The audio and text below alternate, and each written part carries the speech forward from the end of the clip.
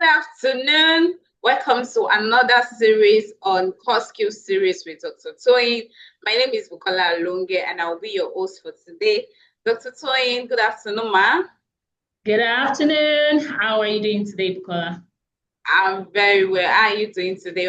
How is work? How is everything?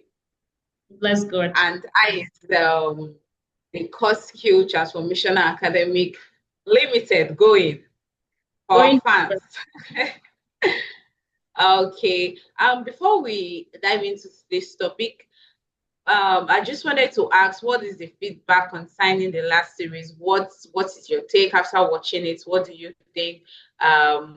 This is the vision still aligning with what we have, or there's another change? Oh, well, yes, of course it is, because I also got a lot of feedback from people that we shared the link with. They were like, oh, wow, what a great way to start the year.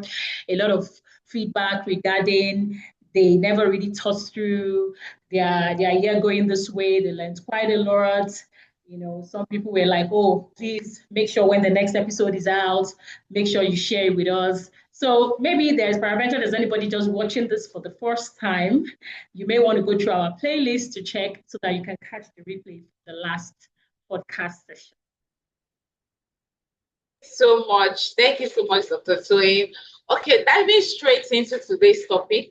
Today's topic is one of the core value and core offer we give to our people on Core Skills Transformational Academy, and it is mentorship. We also mentor people. We mentor people on education, on life, on business, and different spheres of life, or different spheres of what you bring us, what you want us to mentor you on.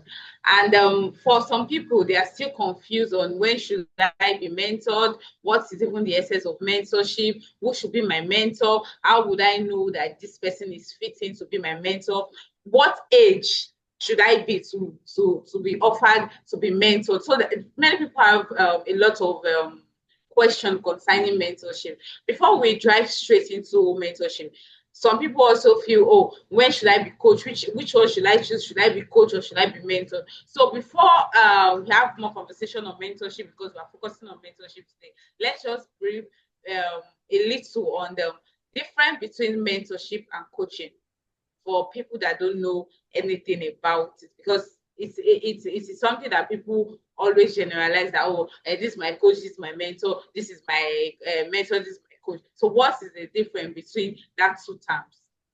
Yes, that's a very, very good question. By the way, I was once in that WhatsApp group. Let me put it that way. I was once in the place where I thought, oh, a mentor and a coach, there's really no difference. Some people call me my mentor, some people call me my coach. And being someone that is certified by, first of all, that was in 2019 by the Chartered Institute of Mentoring and Coaching Nigeria. By the way, if you would love to be a certified coach or mentor, please do reach out. The Chartered Institute of Mentoring and Coaching, we can connect you with them to get your certification if it's something you are looking forward to. So after doing my certification in 2019, yes, though the institute did a good job in trying to differentiate, but I wasn't really clear about the difference until last year when I got on a credential course with the International Coaching Federation, where I was then privileged to be able to have that clarity about the difference. So let's dive straight into what the difference is.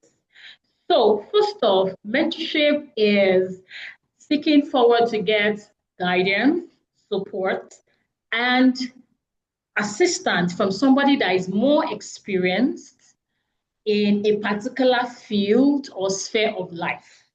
So usually to be mentored, you have little or no idea about that body of knowledge. You are naive, you are a novice, you're just coming into maybe that phase of life or into a particular field of study or knowledge, right?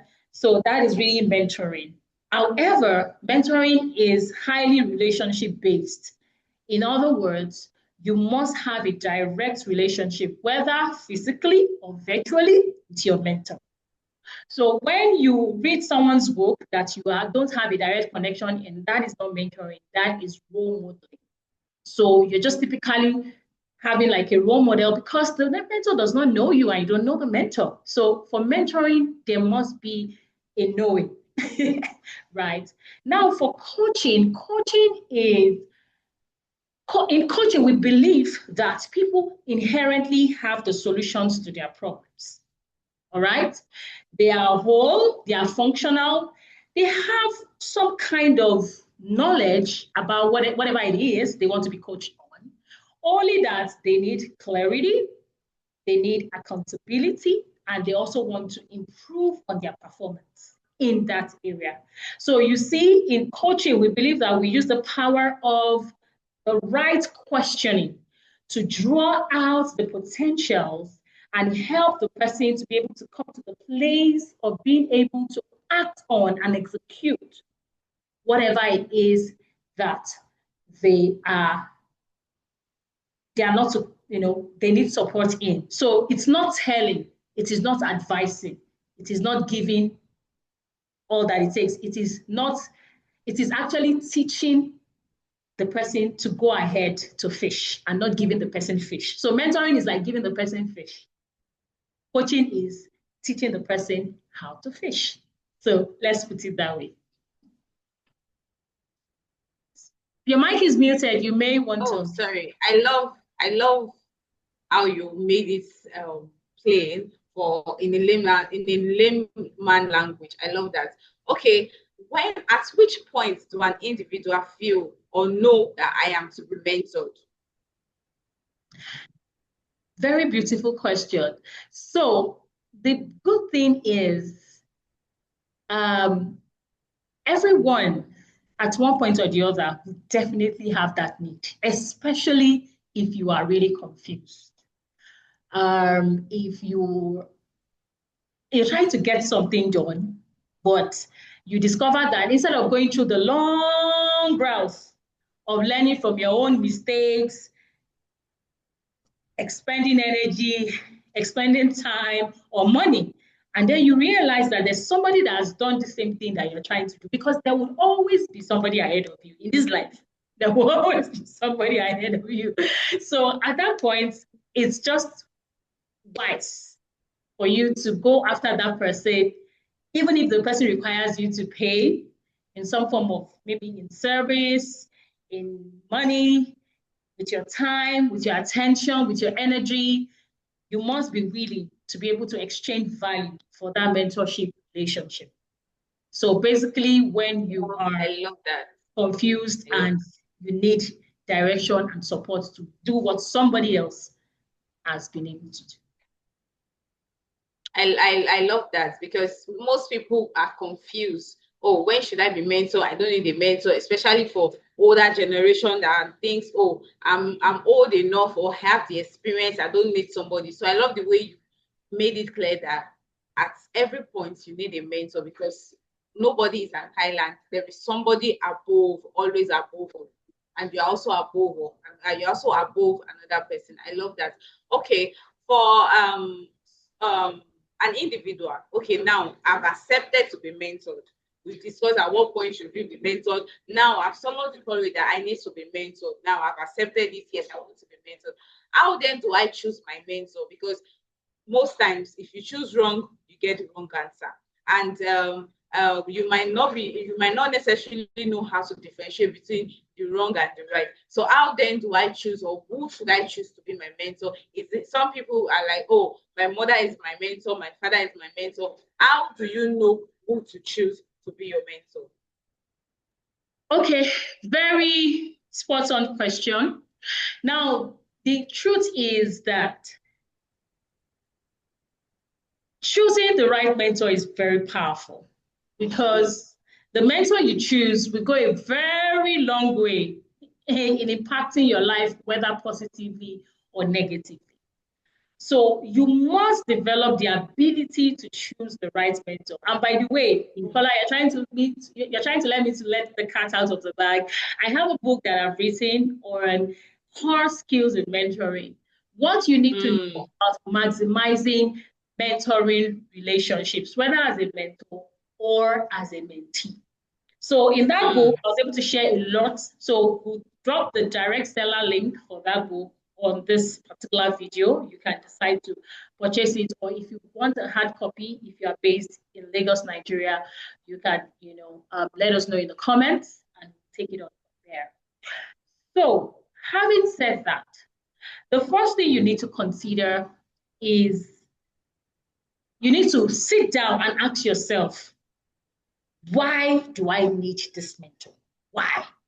When the purpose of a thing is not known, abuse is inevitable. When the purpose of a thing is not known, you can't even categorically achieve the right results, because even in your purposefulness, you are not really purposeful. So that is the first thing you must ask yourself that question, why do I need this mentor? That's number one. Then number two, you need to categorically research about this person. Is this person living the kind of life I want to live? Or does this person have the requisite experience that I want to get? So it is not everybody that can mentor you, and it's not everybody that you can mentor. So you must know what you are looking out for specifically in a particular area of life or in a particular sphere of life. That will help you clarify and then choose the right person, because we have so many mentors everywhere. I mean, it's in the last couple of years, mentor has become like a buzzword. So you need to be able to identify, is this person really right for me? Right? Let me add a bonus. And then, is there a connection? Can I connect with this person? Right? Is it my kind of person? Yes. Is it my kind of person? Will I flow with this person's demure? These are very critical questions. Yes. I love that. I love that, because choosing someone to mentor you can be a whole lot of tasks if you are not careful, because you might feel, oh, I can choose anybody. The person in my field is doing well. The person might not align with your goal. It might not be the kind of person, or there can even be conflict personality. The two personalities are not in line, because I can be into business, you can be into business, even the same business, but when our personality does not align, you can't pull me through the ethics and the code of conduct of that business, even if you are above me. So I love that. For someone that wants to have a mentor, now we've discussed when you need a mentor, who to choose as the mentor, what to look out when choosing a mentor. Okay, now for someone that, okay, I've chosen this person to be my mentor, what should be the relationship between the both, the mentor and the mentee, between the both individuals? What should be the relationship? Because you are a mentor and you're also a mentee for other. So what is the relationship like between the both parties? Because some people might feel, I don't need to overshare. I need to overshare. Where should I set the boundaries?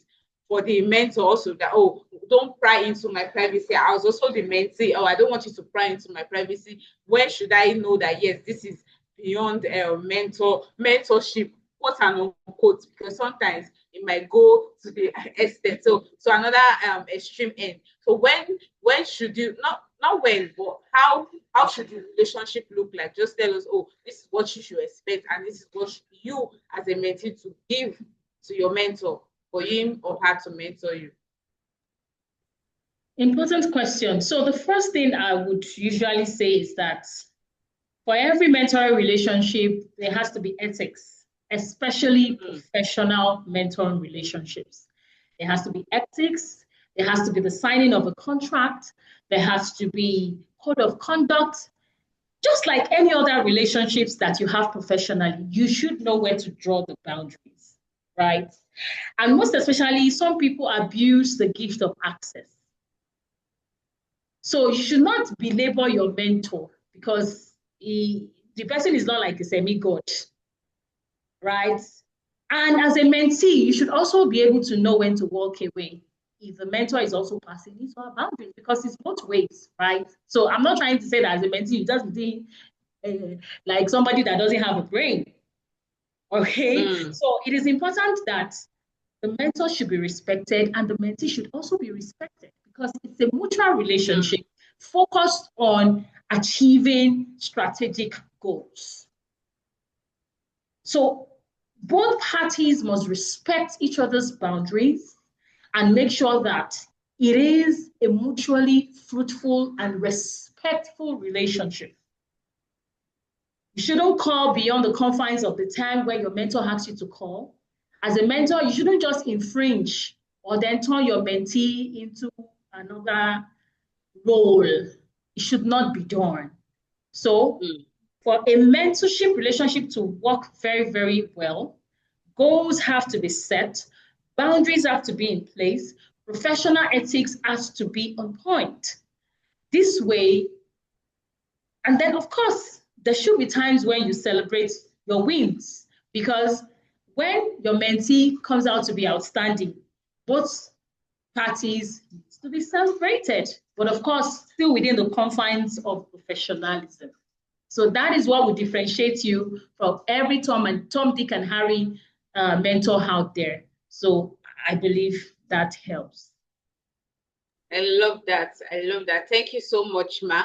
And if you're still wondering, because there's a lot of a lot of curiosity concerning mentorship. If you're still wondering, oh, I have this question, I don't really understand. When should I do this? When should I do that? There is a book centered on mentorship. Ma, can you tell us more about that book? Yes, so it's called The Core Skills in Mentoring.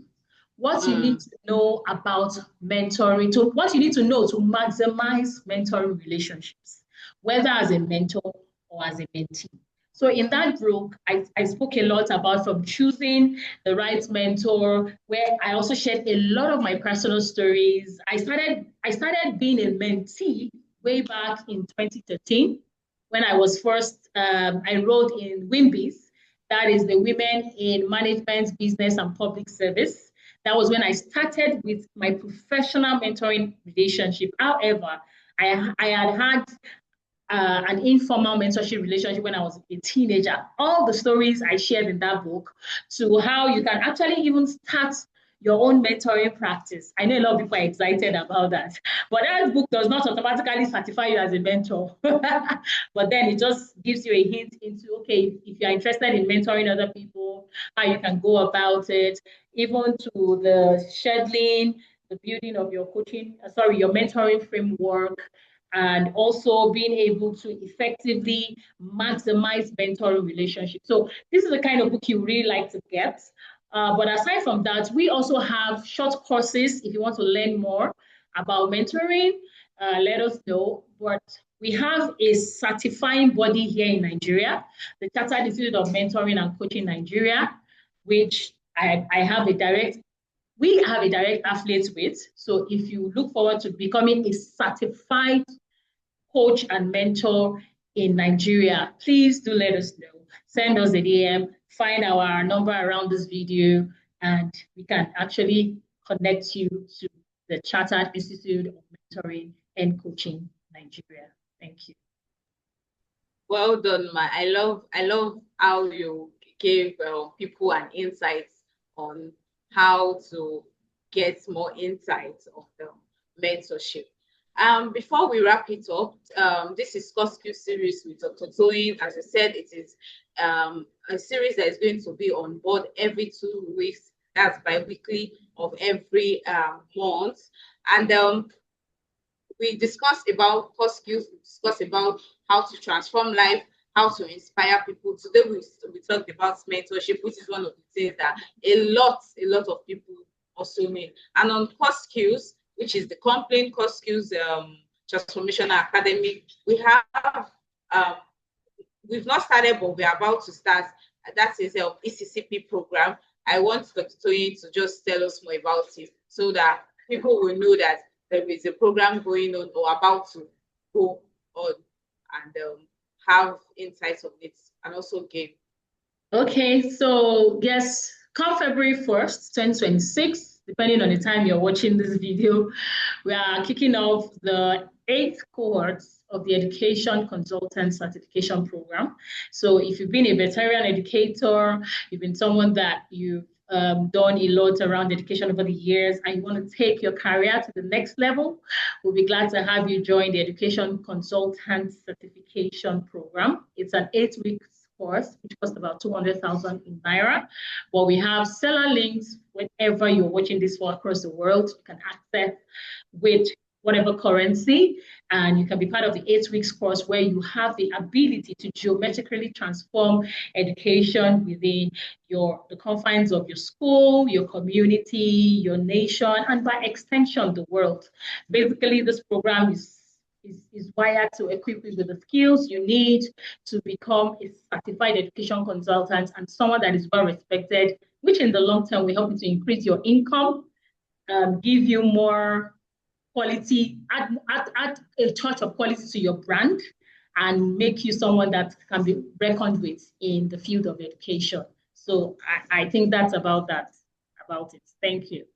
Thank you so much, Dr. Toyin. We appreciate, and I think that's all for today's series. Mentorship necessary. You need a mentor to mentor you. As we said, look at the background of your mentor, make research, know who you want to, know who to mentor you. Know who to mentor you. Don't just choose mentor. Don't just choose any other person to mentor you. And if you are still looking for more clarity on mentorship, we talked about the core skills mentoring book, and you gain more insights on that. Thank you very much for listening to us and for also watching us. We are on YouTube at Core Skills Transformation Academy. We are going to post this video there. Check us, like, subscribe, comment. If you have any other topic you need clarity on, just comment under the comment section. I'm going to dissect this topic. And also on Spotify, just search for Core Skills Core Skills series with Dr. Toyin, and you listen to us live. Thank you very much. My name is Bukola Alonge. Until next time, have a great day. Bye. Yeah, so you can also check us out, Toyin Sam-Emehelu YouTube page. This video will also be there. Remember to subscribe, comment, like, share. It's free. It doesn't cost you anything to share. Free, yes, it's free. Thank you so much, Bukola, for being a wonderful, fantastic presenter. So till we come your way next time, bye. It's a bye from us.